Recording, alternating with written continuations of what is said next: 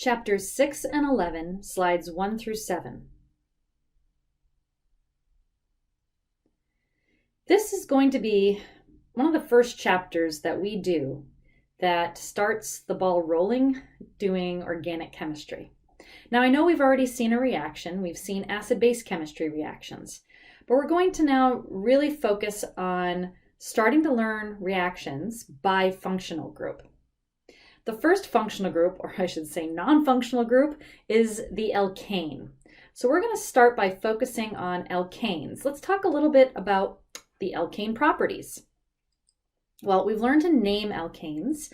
We've now learned, as you can see from these images of molecules, to represent them through space, right, three-dimensionally, and through the zigzag format. So we've now been working with alkanes for a while through chapters 1 through 5. So what we're going to do is we're going to take a look at the simplest, I should say functional group, but it's sort of in quotes, right? Alkanes are sort of functional groups. They're actually not very functional, and you'll see why in this chapter. Alkanes are made up of relatively strong sigma bonds, right? Carbon-carbon bonds with strong overlap, and are in turn stable. If there are strong bonds, they're stable bonds, and there's not much of a dipole. So there's not really any polarity to straight chain carbons, right? So you look at this molecule here, it's just carbons and hydrogens. There's nothing particularly polar about it. If there's no polarity, if there's no area that's more positive and more negative, well, then things aren't attracted to each other and therefore they don't react. That's why alkanes are really sort of the non-functional group. Each one of these, as named, you can see is purely an alkane with really no other functionality present to speak of. As such, alkanes are pretty unreactive. Okay, they do not undergo many reactions. There are two types of reactions we're going to consider when an alkane and some reagent is all we're given. The first is called a radical mechanism. It's actually a halogenation.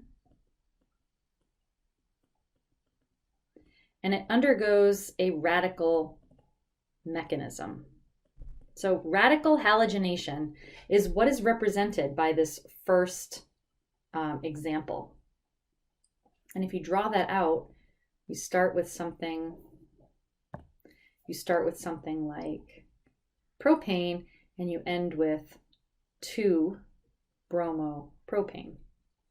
And in the second scenario, we start with, again, a pure alkane, just an alkane, and we react it with heat and oxygen.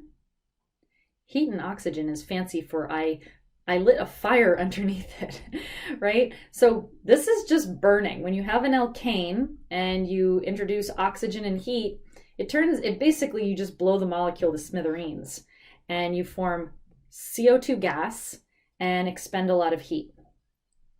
And you guys spent a lot of time in general chemistry balancing these types of reactions. These are called combustion reactions. And combustion reactions are kind of uninteresting. They're the opposite of what organic chemists like to do. A, we don't like fire in the lab too often. And B, I'm breaking all of my beautiful carbon-carbon bonds. Like I'm like an architect of carbon. I want to build the carbon framework, not break it down to just CO2 molecules. So although combustion is something that occurs for alkanes and is obviously very important to our life, this is the process of, burning hydrocarbons with fuel, right? Fuel, like your propane tank burning so that you get heat, right? You're burning propane and barbecuing your hamburger, right? You're using butane to light the lighter so that you can light a birthday candle, right? And so combustion, although we use it a lot and we use hydrocarbons as our fuel, octane, gasoline, it's not what we're going to be focusing on in this course. So I just wanted to point it out to you, but we're not going to see it. That brings me to the point that radical halogenation is really the only alkane reaction, right? So this is the only one that we're going to be focusing on for this class, for this chapter. So chapter 6, you're going to have one reaction to learn, radical halogenation. Okay. Now, you guys are no strangers to reactions. You guys have been learning acid-base chemistry, and we've been using arrow pushing to show acid-base reactions. So if you look at this reaction right here, here's a ketone, and we have HBr. Ooh, HBr. So it's always important to sort of look at what you have, look at the reagents that you have, and then determine what the products are going to be. I want to bring up the point that I could write, and organic chemists can be funny. We can write the same reaction like so. That means the same exact thing. You know what else means the same exact thing? Writing the HBr. I get asked a lot, does it matter if it's above the arrow or below the arrow? No. Sometimes I don't even put it over the arrow and I just write them out next to each other. What if I had written, what if I had swapped the order? What if I had written over the arrow with HBr in the front? Now that's a little unorthodox having that, because as an organic chemist, I'm so focused on the carbon-based molecule. The HBr to me is the reagent. So I'm not going to really consider this one. But don't worry about whether something's over the arrow or under the arrow or next to the, just written out like this. That they all mean the same thing. Okay. Now, if you look at what's happening, this ketone is interacting with HBr. HBr, if you think about it, is an acid. And when you look at the product drawn, you can see that the oxygen used its lone pair, grabbed the hydrogen, and then broke the bond with the bromine, giving you the adduct formed. This is simply an acid-base reaction, right? The ketone acted as the base, the HBr was the acid, and they reacted where one of them gave up a proton and the other one accepted it. Classic acid-base chemistry. So I bring this up because we've looked at acid-base chemistry. We've used arrows to show how the reaction occurred, where the electrons were being used to make new bonds and where the electrons were broken and dumped into the conjugate base.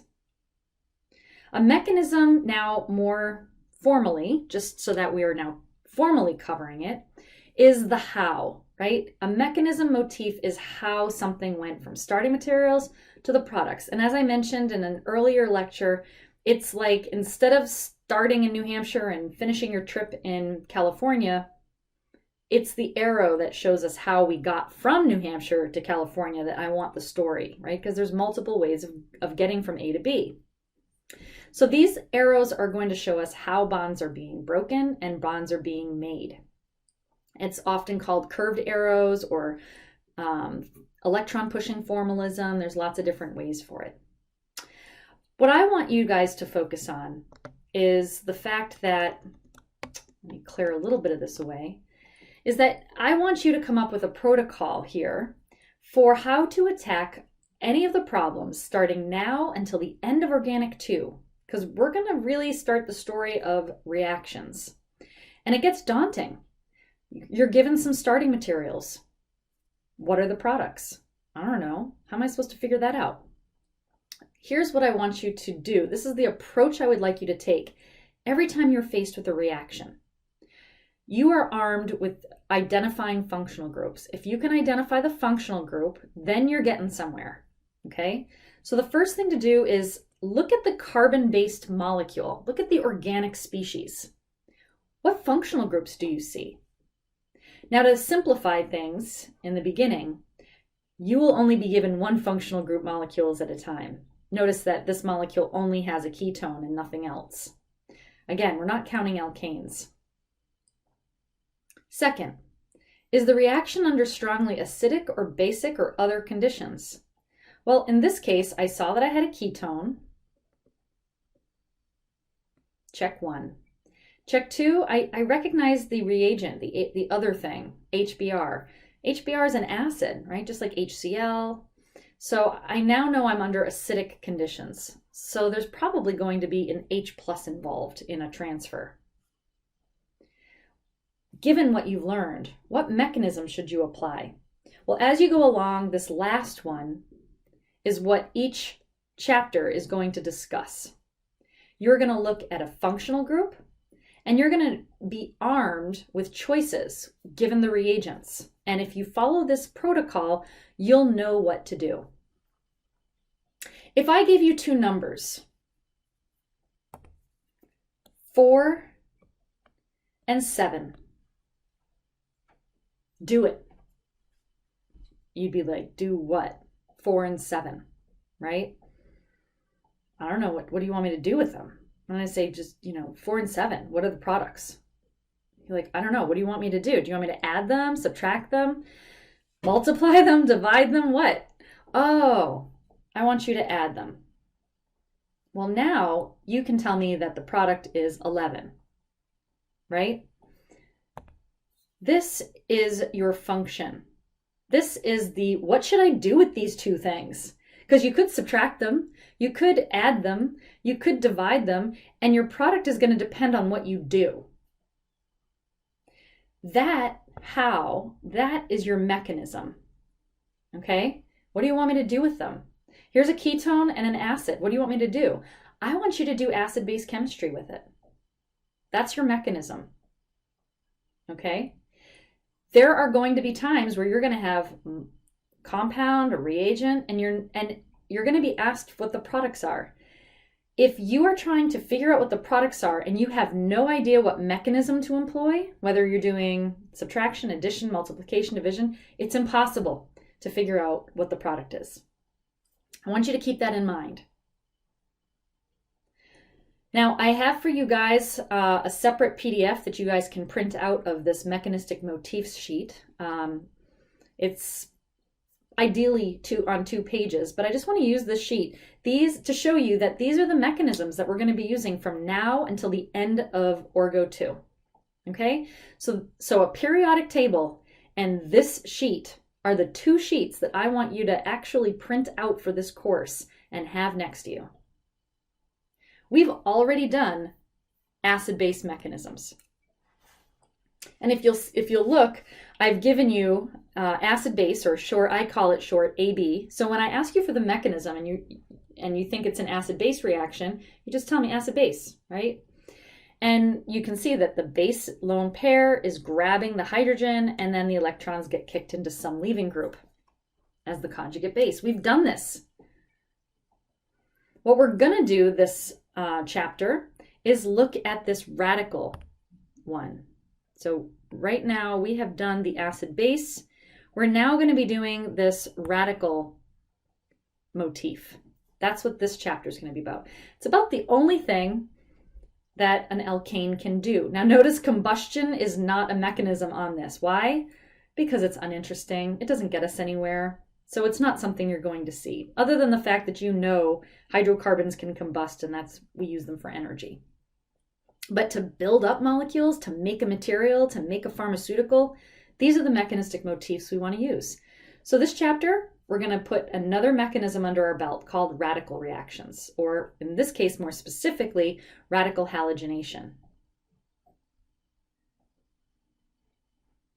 So let's take a look at this setup here. What functional group exists in my starting material? Well, all I have, again, focus on the organic molecule.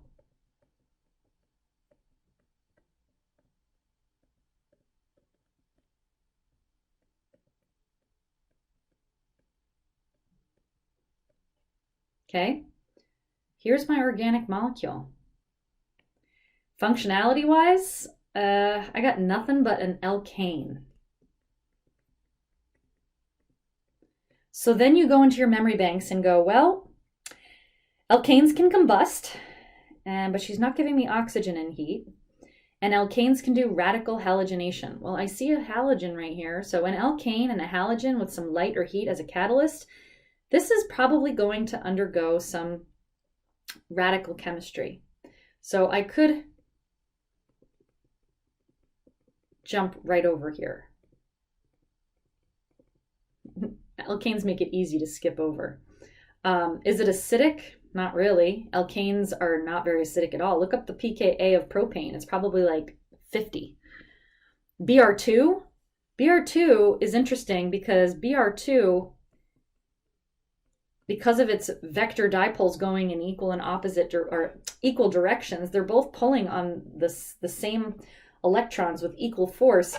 This molecule has no dipole moment. It's not a very reactive molecule. However, because the bromines are so reactive with, they're so electronegative and greedy, the fight is real for that sigma bond. So although that is a single bond, a sigma bond between the bromines are big and they're fighting equally and in opposite directions, vying as greedy molecules are for those electrons. They both want them. So it actually makes the bond between them very weak. It's ready to bust at any given moment. Think about the color of the bottle that we store bromine in, or even iodine. What's the color of the bottle we keep it in? Dark brown, right? Think about peroxides. Hydrogen peroxide. Oops. Hydrogen peroxide is also kept in a brown bottle. Why? Because the struggle between those greedy atoms, very electronegative greedy atoms of equal but opposite direction, it weakens the sigma bond between them. The sigma bond in these cases are very, very weak actually. And so with just a little bit of heat or with light, which is why the brown bottle is important, we keep them stable. So we don't want to expose them. If we had like a colorless, clear bottle, then they'd be exposed to light and they'd be reacting all over the place. Those sigma bonds would be breaking. So we don't have a highly acidic situation. Br2 is not acidic, doesn't have a proton, nor is it basic. It's not a strong negative charge either. So it must be some other situation. And as I mentioned before, mechanistically, there's not much I can do with alkanes other than combust them or do a radical halogenation, and things seem to be set up. This is where your recognition starts kicking in. I have an alkane only, no strong acids or bases, and everything seems to be there. She's giving me the reagents that I would normally see for a radical halogenation. Now you know what the mechanism is. So now you can apply the mechanism to find out what the products are. Okay? But we haven't talked about the mechanism yet. So let's just talk about one more thing before we get to that. Up until this point, we've been doing acid-base chemistry. There are different arrows that we use to push electrons, depending upon the type of reaction. Two types of reactions for pushing electrons: homolytic bond cleavage and heterolytic bond cleavage. Heterolytic is the one that you're familiar with. If I go back to this acid-base mechanism, I was using double-headed arrows, and I was doing it very specifically because I was taking these two electrons, and those two electrons were grabbing the hydrogen. And then these two electrons between the bond, or that make up the bond between H and Br, those two break and go into the bromine. So again, look at the type of arrowhead I'm using. Because I'm always pushing pairs of electrons, I use a regular double barbed arrow. And you can see that here. Heterolytic bond cleavage is when you're pushing pairs of electrons. So that pair is now on the bromine. If I am doing homolytic bond cleavage, the electrons actually go in different directions, or they either go apart or together, but they're moving separately. One electron is going to A, so I'm using a single barbed arrow, and the other electron is going to B, and I'm using a single barb. So the barb of the arrow tells you how many electrons you're pushing. Okay, so double barbed means I'm pushing 2.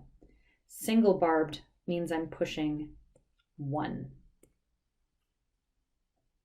Okay, that's just a little bit on how we're doing stuff here. When you have an atom with an unpaired electron, it's called a radical. Okay, A is a radical as well.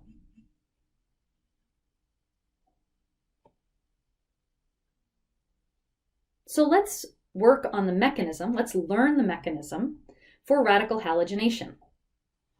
Now, notice that I'm using Cl2 here. I can actually change this to X2, if you want to be a little bit more general, to X meaning a halogen. X equals Br or Cl, okay? If you want to be a little bit more general. Okay, you'll also notice that I wrote front of flashcard, back of flashcard. Consider this the first flashcard I want you to make. So get some index cards and start keeping, I would get rid of all of the other, if you made any other flashcards up until this point, other than maybe helping yourself learn functional groups, you can probably keep those to remind yourself if you're still a little shaky on recognizing functionality. Keep those. Any other flashcards you made, just set aside, okay? This should be the start of a fresh pack that will take you through Orgo 2. This is your first exciting flashcard. I'm going to start with, instead of propane, I'm going to start with the simplest alkane, which is methane. And I'm going to show you how this is going to work using the methane molecule. So it's the simplest case scenario, all right? So if I had methane, I'm going to write CH4 plus, let's be specific. Let's do Br2 or Cl2. It doesn't really matter. I could do Cl2 since it was here. Cl2. And I have some light, let's say. What's going to happen is that CH4 is relatively unreactive. Of all the bonds going on, CH4 is pretty stable. But as I mentioned, chlorine-chlorine sharing that bond, unstable. You hit it with some light, and that's enough to cause cleavage. What's going to happen is a radical reaction. So one of these electrons is won by the chlorine, and the other electron is won by the other chlorine. It's like the rope broke and each one got... Now remember, the chlorine already had 3 lone pairs.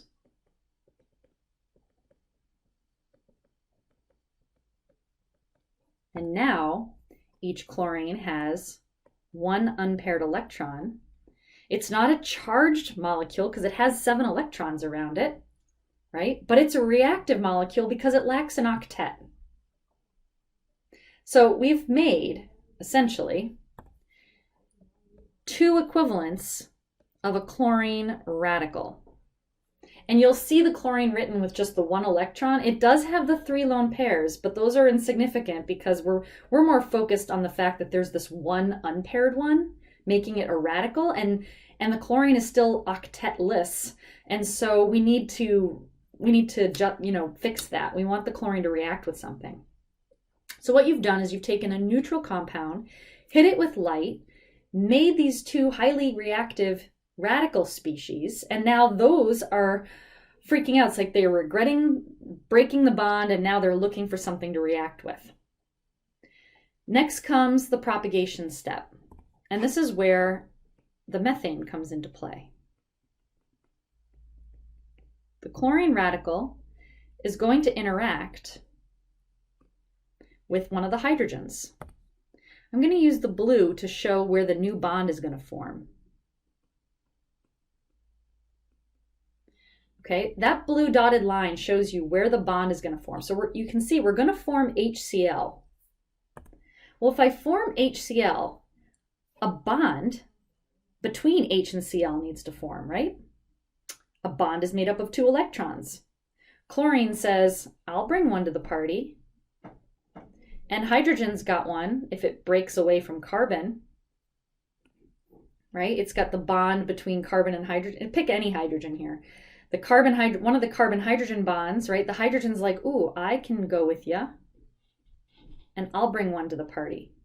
But then there's this one left behind that the carbon's just going to have to absorb. So this is a propagation step.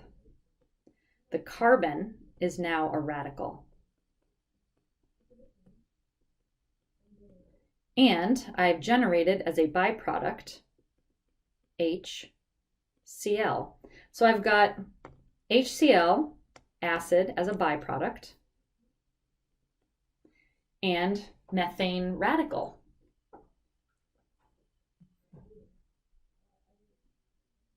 Now what? Okay, I want you to pay strict attention to the word initiation. If you are ever initiated into a club, how often are you initiated? Hopefully you're only saying once, right? This step only has to happen one time. So imagine you have 50 molecules of Cl2 and 50 molecules of CH4. Let's say you have 50 and 50, 1-to-1 ratio. The light, right? When you hit this, when you zap this reaction with light, the light is not converting all 50 Cl2 molecules into Cl radicals, okay? The light only has to do this one time to catalyze or initiate the reaction. Once this formation of just 2 radical chlorines form, this whole propagation process kicks into full gear really quickly, very fast.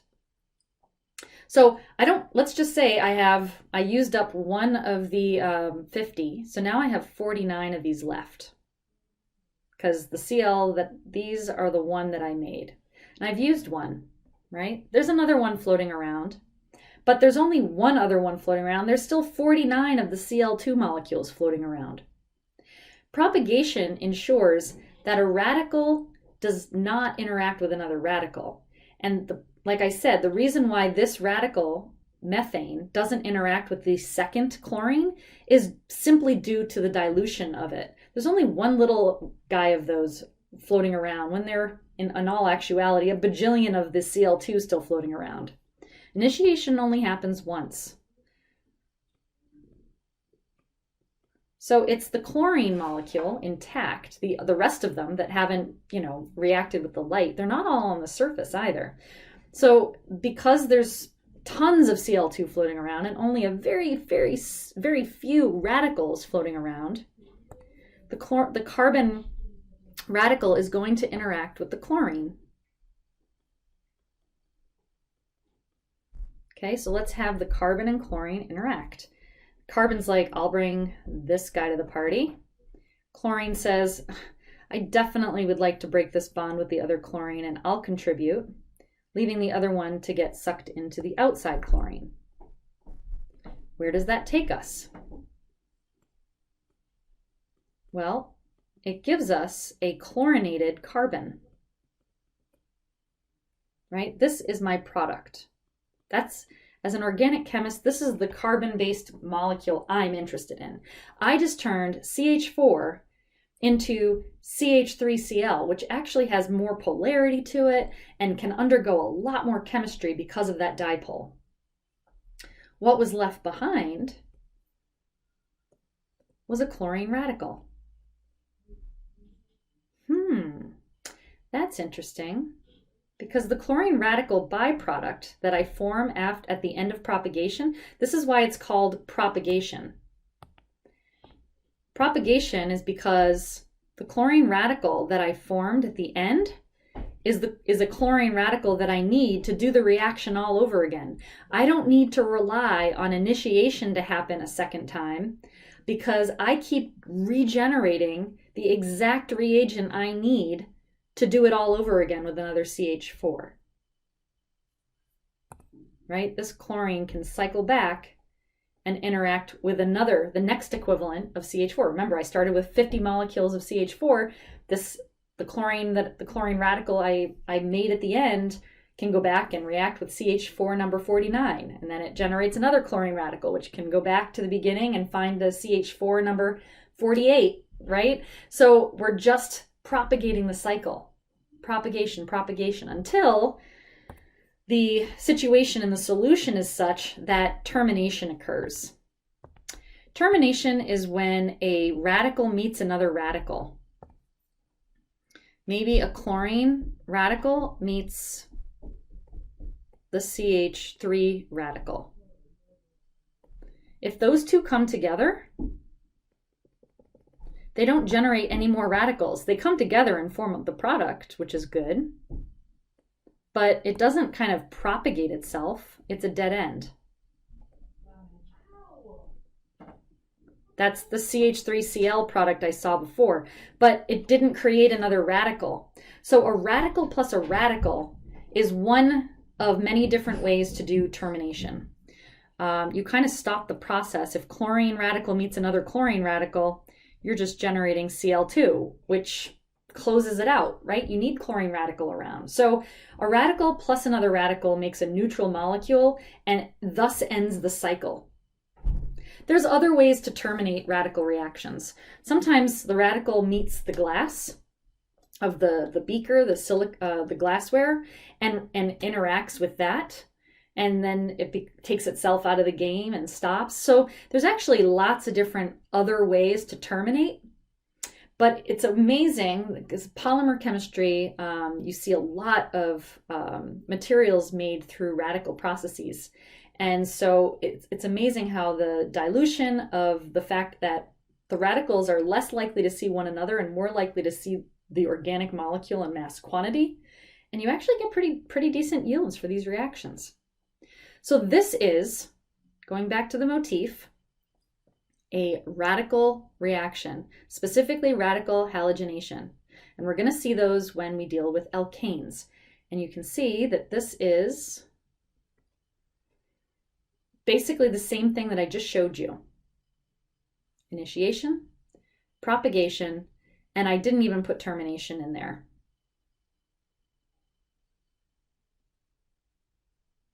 So I want you to learn this mechanism so that I could give you any reaction and any alkane and give you Br2 in light or Cl2 in light. And you're going to know, A, what to apply. Say, oh, I know what to do. Here's my protocol. I see there's an alkane. There's no strong acids or bases. I see the halogen. I know that really there's not much to do with an alkane, so I'm going to do a radical halogenation. And that's the flow. So now you know.